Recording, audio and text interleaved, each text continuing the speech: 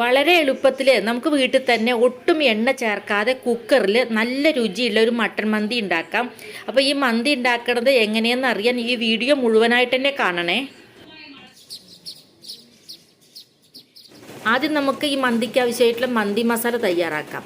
അതിന് 2 table spoon മല്ലി, 2 കഷ്ണം ജാതിപത്രി, പിന്നെ 1 ടീസ്പൂൺ ജീരകം, ചെറിയ ജീരകമാണ്, പിന്നെ 1 ടീസ്പൂൺ പെരുംജീരകം, പിന്നെ 1 കഷ്ണം കറുവപ്പട്ട, ഒരു 4-5 ഗ്രാമ്പും കറുവപ്പട്ടയും അധികമായി കഴിഞ്ഞാൽ വല്ലാതെ കുത്തുന്ന ഒരു സ്മെല്ല് വരും, അത് ശ്രദ്ധിക്കണം.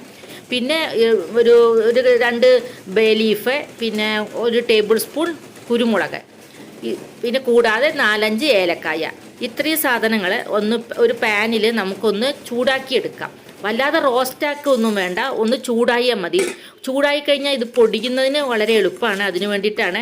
അപ്പോൾ നന്നായിട്ടൊന്നാണ്ട് ചൂടാക്കി എടുത്ത ശേഷം മിക്സിയുടെ ചെറിയ ജാറിലിട്ടിട്ട് ഇത് നന്നായിട്ടൊന്ന് പൊടിച്ചെടുക്കാം. ഈ പൊടിച്ചെടുത്ത പൊടി നമ്മുടെ മട്ടൻ മന്തി ഉണ്ടാക്കുന്നതിനാവശ്യമായിട്ടുള്ള മട്ടനിലേക്ക് ചേർക്കുകയാണ്. ഇതൊരു 3/4 കിലോ മട്ടനുണ്ട്.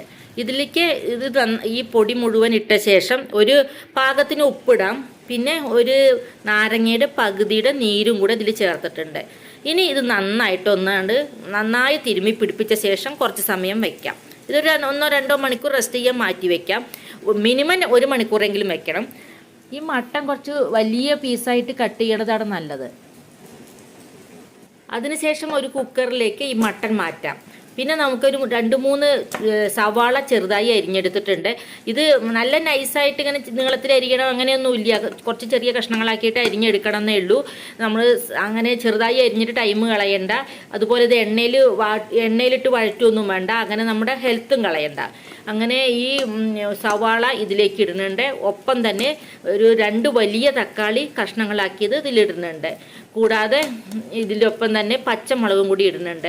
പച്ചമുളക് ഒരു 4-5 ഞാൻ ഇട്ടിട്ടുണ്ട്. ഇത് കുരുമുളകൊക്കെ നമ്മൾ ചേർക്കണതാണ്, അപ്പോൾ അതുകൊണ്ട് എരിവ് നോക്കിയ ശേഷം മാത്രം പച്ചമുളക് ചേർത്താൽ മതി. ഇനി കുറച്ച് മഞ്ഞൾപ്പൊടി ചേർക്കാം.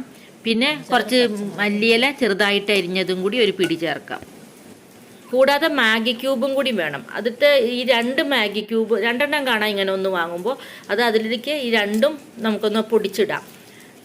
ഇതിട്ട ശേഷം നന്നായിട്ടൊന്ന് തിരുമ്മി പിടിപ്പിക്കണം. നന്നായിട്ട് കൈകൊണ്ട് നന്നായിട്ടൊന്ന് ഉടച്ച് തിരുമ്മി പിടിപ്പിക്കാം.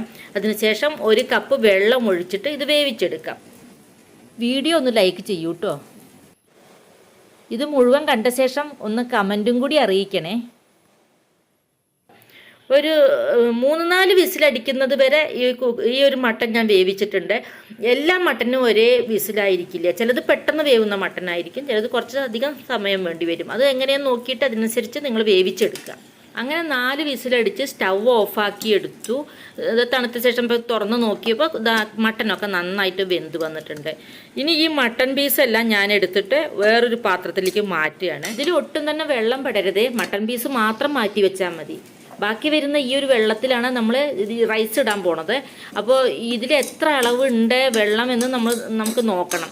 അപ്പോൾ ഞാൻ അരി എടുക്കുന്നത് ഈ ഒരു കപ്പിലാണ്. അപ്പോൾ ആ കപ്പിൽ തന്നെ എത്ര കപ്പ് ഇതിൽ ഈ ഒരു മട്ടൻ്റെ ഈ ഒരു ഗ്രേവി ഉണ്ട് എന്ന് നോക്കുകയാണ്. അപ്പോൾ ഈ മട്ടൻ്റെ വെള്ളം 3 കപ്പാണ് എനിക്ക് കിട്ടിയത്. അപ്പോൾ ഇത് ഞാൻ തിരിച്ചിട്ട് കുക്കറിലേക്ക് തന്നെ ഒഴിക്കുകയാണ്. കാരണം ഇതിലാണ് നമ്മൾ മന്തി ഉണ്ടാക്കുന്നത്. ഞാൻ 2 കപ്പ് അരിയും കൊണ്ടാണ് ഇത് ഉണ്ടാക്കുന്നത്. 1 കപ്പ് അരിക്ക് 2 കപ്പ് വെള്ളം എന്ന കണക്കാണ് ഉള്ളത്. ഇപ്പോൾ ഇവിടെ 2 കപ്പ് അരി ആയതുകൊണ്ട് 4 കപ്പ് വെള്ളം വേണം. പക്ഷെ ഇവിടെ 3 കപ്പ് വെള്ളമേ ഉള്ളൂ. അതുകൊണ്ട് 1 കപ്പും കൂടി എക്സ്ട്രാ അതിലേക്ക് ഒഴിച്ചിട്ടുണ്ട്. പിന്നെ ഈ വെള്ളത്തിൽ ഉപ്പൊന്ന് നോക്കുക, എന്നിട്ട് ആവശ്യമായ അളവിൽ ഉപ്പ് ചേർക്കാം. നമ്മൾ മട്ടനിൽ ഉപ്പ് ചേർത്തിട്ടാണ് അത് വേവിച്ചത്, എന്നാലും ഈ ഗ്രേവിയിൽ ഉപ്പ് കമ്മിയാവാൻ സാധ്യത ഉണ്ട്. അപ്പോൾ ആവശ്യമായ ഉപ്പും കൂടെ ചേർത്ത ശേഷം കുറച്ച് ജിഞ്ചർ ഗാർലിക് പേസ്റ്റ് ചേർക്കാം. 1 table spoon ginger garlic paste ഞാൻ ചേർത്തിട്ടുണ്ട്. പിന്നെ കുറച്ച് വെളുത്തുള്ളി നീളത്തിൽ അരിഞ്ഞിട്ട് അതും കൂടിയും ചേർക്കുന്നുണ്ട്. ഇതൊക്കെ നമുക്ക് വേണമെങ്കിൽ മട്ടൻ വേവിക്കണ സമയത്ത് തന്നെ ചേർക്കായിരുന്നു കേട്ടോ. അത് ചേർക്കാത്തതും കൊണ്ടാണ് ഞാൻ ഇപ്പോൾ ചേർത്തത്. പിന്നെ ഒരു ഉണക്കനാരങ്ങയും കൂടി ഇതിലേക്ക് ഇടുന്നുണ്ട്. ഇതൊക്കെ നമുക്ക് പലചരക്ക് കടയിൽ നിന്ന് വാങ്ങാൻ കിട്ടും. എന്നിട്ട് നന്നായിട്ടൊന്ന് മിക്സ് ചെയ്യണം. നന്നായിട്ട് മിക്സ് ചെയ്ത ശേഷം നമുക്കിതിലേക്ക് അരി ചേർക്കാം. അരി അരമണിക്കൂർ കുതിർത്തി വെച്ച അരിയാണ്.